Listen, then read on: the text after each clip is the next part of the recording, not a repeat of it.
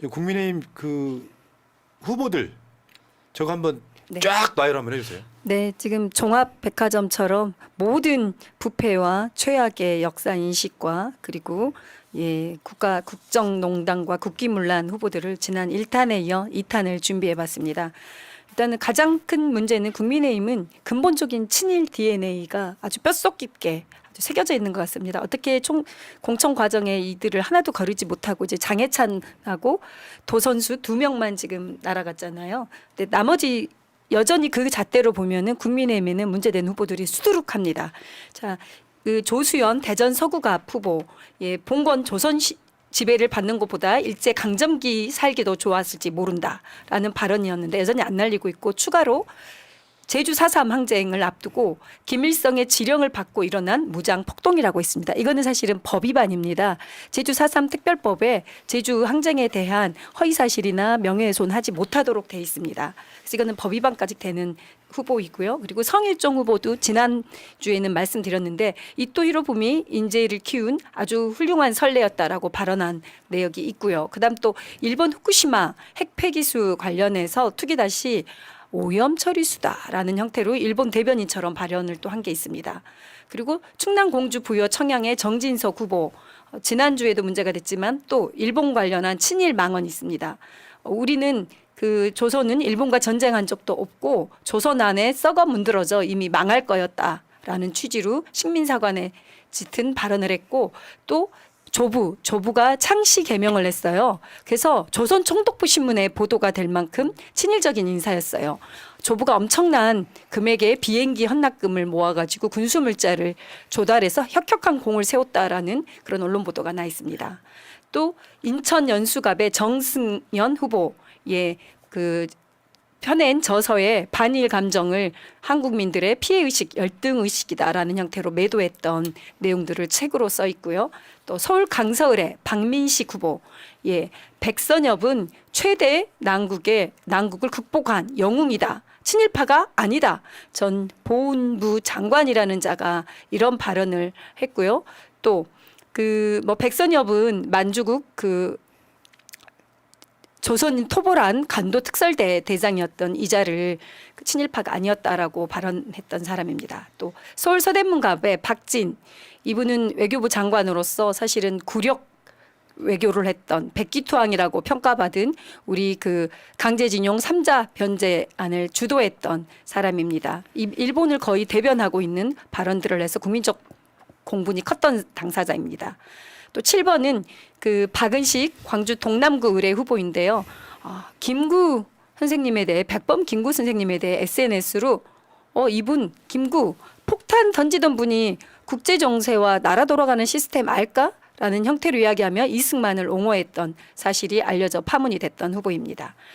또 이분 잊지 말아야 됩니다. 강남에서 그로울로 옮겨갔습니다. 태영호, 이분은 발언의 정도가 좀 심합니다.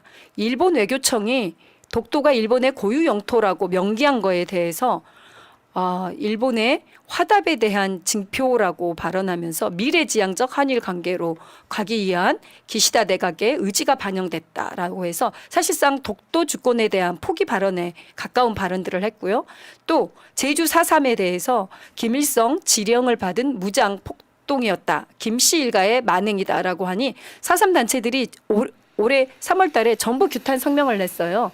10만 우리 제주도민들의 그 유족들이 성명을 내고 항의를 했는데 뭐라 그러냐면, 나는 이렇게 배워왔다. 나는 지금도 이렇게 생각한다. 라고 해서 재차 김일성 연계설을 강조하고 있는 사람입니다. 이분도 4.3 특별법에 관련해서는 위배된 발언입니다.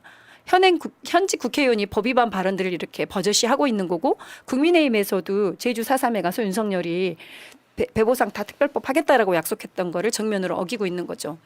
또 나경원 서울 동작을 후보 같은 경우도 잊지 않고 계시죠. 나배언니죠. 일본 자위대 창설 행사와 일본 일왕 생일잔치 관련한 기념 행사에 참석했던 전례가 있고요.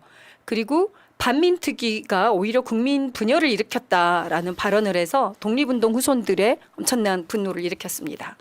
또 군산 김제 부안갑의 오지성 후보, 5.18에 대해 전라도 발전에 큰 장애물이었다라는 형태의 발언을 했습니다. 저런 예. 거짓 발사기 같은 것들이 지금 후보로 나와 있다는 거 아니에요? 예. 자 빨리빨리 갑시다. 시간 네, 공개상. 네. 그래서 이해운 중구 후보 공직선거법 위반으로 조사 중이고요. 전주회 강동갑 농협 직원들 급여 그랬죠. 이체 후원, 관련해서 문제가 후원금. 있고요. 그리고 윤낙준 남양주 갑 후보도 논문 데이터 위조로 보도가 돼서 이슈가 되고 있습니다. 또 윤희숙 후보 잊지 않아야 됩니다. 중구 성동갑인데요.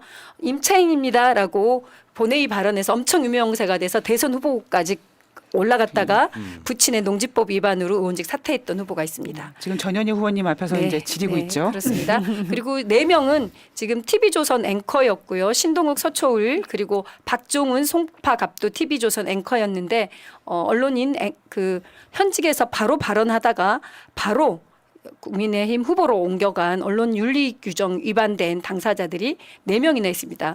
YTN 호준석 구로갑 앵커도 마찬가지고요. 그리고 조선일보 유용원 기자도 마찬가지입니다. 잠깐만요. 이 저런 네 분. 애들이 언론인이면 새날은 지금 BBC급이에요.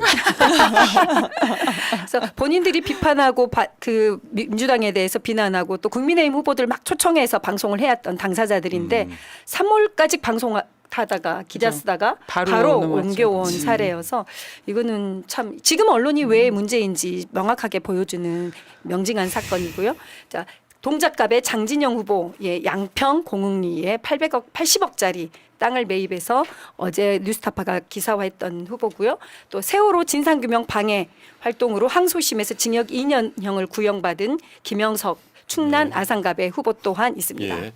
야 장진영이 우리 지역구인데요. 네. 양평에도 땅이 있었어. 자 대단합니다. 네. 여러분께 부탁 말씀드릴게요. 이렇게 적들이랑 싸워야 될 시간이에요 지금. 이 리스트 훌륭하잖아요. 계속 있었으니까 캡처 한번 하시고 이 리스트는 새날 텔레그램 정보방에 또 올려드릴 테니까 적들하고 싸우는 모습을 보이세요. 어떤 그 의석 몇 석 갖고 막 지지고 볶고 할 필요 없어요. 우리가 지역 구석 역대급으로 가져오면 됩니다.